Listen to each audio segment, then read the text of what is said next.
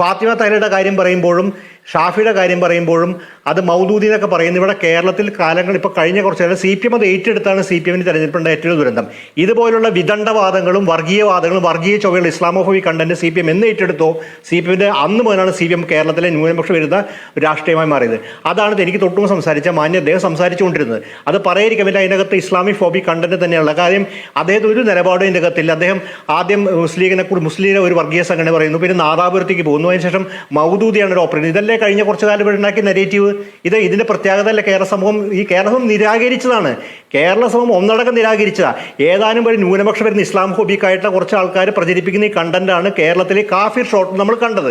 അങ്ങനെ കാഫിർ എന്ന് പറയുമ്പോൾ ഇപ്പോൾ വളരെ കൃത്യമാണ് ഇതിൻ്റെ അകത്ത് ഒരു അന്വേഷണത്തിൻ്റെ അന്വേഷണം നടത്താതെ തന്നെ ഏറെക്കുറെ നമുക്ക് ബോധ്യപ്പെടുന്ന ഒരു കാര്യമാണ് പറഞ്ഞുകൊണ്ടേ. കാര്യം ഇതിൻ്റെ അകത്ത് വളരെ കൃത്യമായി ഷാഫിയെ ടാർഗറ്റ് ചെയ്തുകൊണ്ട് ഷാഫി പറമ്പലിൻ്റെ പേരും അദ്ദേഹത്തിൻ്റെ അദ്ദേഹത്തിൻ്റെ മതനാമവും ലക്ഷ്യം വെച്ചുകൊണ്ട് ഇതിനെ നടത്തിയെന്ന് നമുക്ക് ദുരൂഹമായി സംശയിപ്പിക്കാവുന്ന രീതിയിൽ ഒരു അതിനെ സ്ഥിരീകരിക്കുന്ന അഭിപ്രായമാണ് പറഞ്ഞു കഴിഞ്ഞിരിക്കുന്നു. കാര്യം ഫോറൻസിക് അന്വേഷണം നടക്കാനുണ്ട്, സൈബർ ഫോറൻസിക് അന്വേഷണം വരാനുണ്ട്, അങ്ങനെ തുടങ്ങി ഒരുപാട് കാര്യങ്ങൾ അതിനകത്ത് ഇനി തെളിവോടുകൂടി വരാനുണ്ട്. അതിനിപ്പോൾ നമ്മൾ കൺക്ലൂഷൻ എത്തേണ്ട ആവശ്യമുണ്ട് ഞാൻ പറയില്ല. കാര്യം അത് ആരായിരുന്നു, എവിടെ നിന്നാണ് ഉത്ഭവിച്ച് തുടങ്ങി. പക്ഷേ അതിനെക്കുറിച്ച് ഞാൻ മുഴുവനായിട്ടും ആദ്യം പാറക്കൽ അബ്ദുള്ള MLA സംസാരിച്ച മുഴുവൻ എനിക്ക് കേൾക്കാൻ പറ്റില്ല, ടെക്നിക്കൽ പ്രശ്നങ്ങളുണ്ട്. പക്ഷേ ഞാൻ മനസ്സിലാക്കുന്ന കാര്യം എന്ന് പറയുന്നത്, അവസാന ഭാഗത്ത് മനസ്സിലാക്കുന്ന കാര്യം എന്ന് പറയുന്നത്, അതിൻ്റെ അകത്ത് ഒരു ആസൂത്രിതമായ ഒരു നീക്കം നടന്നിരുന്നു. അങ്ങനെ കുറച്ച് ആൾക്കാരെ പേര് പറഞ്ഞു. അപ്പോൾ അദ്ദേഹത്തിൻ്റെ രാഷ്ട്രീയ നേതാവ് നിലയ്ക്ക് അദ്ദേഹത്തിന് പല ആൾക്കാരുടെ പേരും ആരോപണം ഉന്നയിക്കാം. എനിക്കത് ഞാൻ ചെയ്യുന്നത് ശരിയല്ല എന്ന് അന്വേഷണം നടക്കുന്നു. പക്ഷേ ഇതിൻ്റെ അകത്ത് വളരെ കൃത്യമായൊരു ടാർഗറ്റ് ആയിരുന്നു. വളരെ വേണു കൃത്യമായി ചോദിച്ച ചോദ്യം പോലെ തന്നെ ഷാഫി ഒറ്റതിരിഞ്ഞ് ആക്രമിക്കുക എന്നുള്ള ഒരു നിലപാട് വരെ എത്തിച്ചേർന്നു. എന്തുകൊണ്ടാണ്? അത് പാലക്കാടും നമ്മൾ കണ്ടു, ഇവിടെയും കണ്ടു, പിന്നീട് ഈ കഴിഞ്ഞ അതിനുശേഷം പല ഘട്ടങ്ങളിലും ഈ നമ്മുടെ നിയമസഭാ തെരഞ്ഞെടുപ്പിൻ്റെ ഘട്ടത്തിലും ഷാഫി പറമ്പിൽ എന്ന പുതിയ യുവജന നേതാവിനെ, കോൺഗ്രസ് യുവജന നേതാവിനെ വളരെ ഒറ്റതിരിഞ്ഞ് ആക്രമിക്കുകയും അദ്ദേഹത്തിന് അതിനുവേണ്ടി അദ്ദേഹത്തിൻ്റെ മതത്തെ ഉപയോഗപ്പെടുന്ന ഒരുപാട് കാര്യങ്ങൾ അത് പിന്നീട് പല വിഷയങ്ങളായിട്ട് ബന്ധപ്പെടുത്തി അദ്ദേഹത്തിന് അവതരിപ്പിച്ചത്.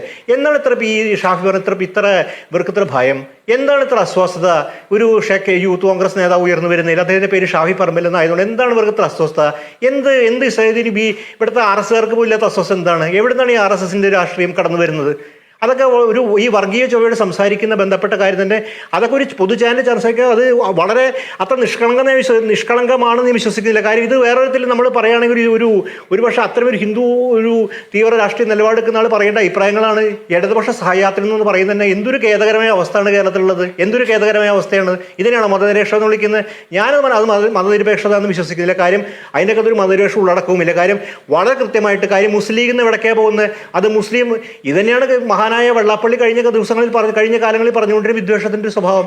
ഈ രാഷ്ട്രീയത്തെ കേരളം വർജിച്ചതാണ്. ഇത് വർജിക്കപ്പെടേണ്ടതാണ്. കേരളത്തിൻ്റെ സാമൂഹ്യ അന്തരീക്ഷം ഒട്ടുതരം ഗുണകരമല്ലാത്ത രാഷ്ട്രീയമാണ്. ഇത് കേരളത്തിൻ്റെ സാമൂഹ്യ വിച്ഛേദം ഉണ്ടാക്കും. പ്രത്യേകിച്ച് കേരളം സംബന്ധിച്ചിടത്തോളം അത് കേരളത്തിൻ്റെ സമ്മിശ്രം നമ്മുടെ ജീവിതം, നമ്മുടെ സാമ്പത്തിക ജീവിതമാകട്ടെ, സാംസ്കാരിക ജീവിതമാകട്ടെ, ഇലകടന്ന ജീവിതത്തെ മുഴുവൻ ബാധിക്കുന്ന വിധത്തിലുള്ള വർഗീയ അതിൻ്റെ അകത്ത് ലക്ഷ്യം എന്താണ്?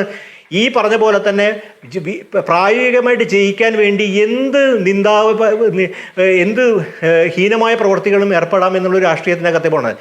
ഞാൻ ഇതിൻ്റെ അകത്തൊരു കൺക്ലൂഷനിലേക്ക് തന്നെ. പക്ഷേ ഇതിൻ്റെ അകത്ത് നമ്മൾ എത്തിച്ചേരാവുന്നൊരു പക്ഷേ ഇതിൻ്റെ അകത്ത് ഇതിൻ്റെ ഡിഫൻസ് ഇങ്ങനെയാണെങ്കിൽ, മറിച്ച് അന്വേഷണത്തിൻ്റെ സ്വതന്ത്രമായി ചെയ്യാൻ സ്വാഗതം ചെയ്യുന്ന പകരം CPMൻ്റെ നേരത്തെ വേണു ആദ്യത്തെ ഇൻട്രോയിൽ സൂചിപ്പിച്ച പോലെ അവരാരും ചർച്ചയ്ക്ക് വിളിച്ചാൽ പറഞ്ഞാൽ പകരം ഇതുപോലുള്ള സഹയാത്രികളെ വെച്ചുകൊണ്ട് വർഗീയത പ്രചരിപ്പിക്കുന്ന ഒരു രാഷ്ട്രീയത്തിലേക്ക്, അതായത് മുസ്ലിം വിരുദ്ധ പ്രചരിപ്പിക്കുന്ന രാഷ്ട്രീയത്തിൽ പോകുന്നത് എന്താണത്?